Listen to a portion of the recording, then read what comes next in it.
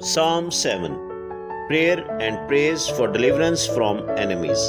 A meditation of David when he sang to the Lord concerning the words of Cush a Benjamite.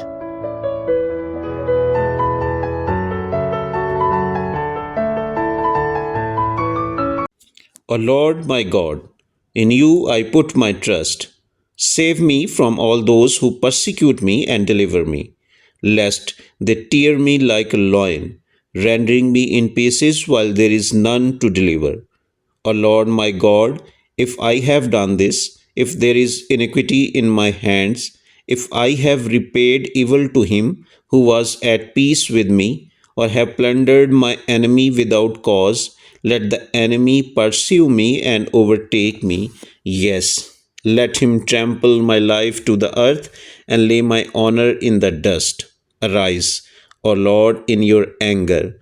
Lift yourself up because of the rage of my enemies. Rise up for me to the judgment you have commanded. So the congregations of the peoples shall surround you. For their sakes, therefore, return on high. The Lord shall judge the peoples. Judge me, O Lord, according to my righteousness and according to my integrity within me. Oh, let the wickedness of the wicked come to an end, but establish the just. For the righteous God tests the hearts and minds. My defense is of God, who saves the upright in heart. God is a just judge, and God is angry with the wicked every day. If he does not turn back, he will sharpen his sword, he bends his bow and makes it ready.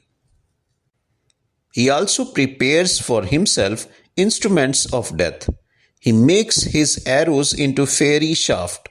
Behold, the wicked brings forth iniquity. Yes, he conceives trouble and brings forth falsehood. He made a pit and dug it out, and has fallen into the ditch which he made. His trouble shall return upon his own head, and his violent dealing shall come down on his own crown. I will praise the Lord according to his righteousness, and will sing praise to the name of the Lord Most High.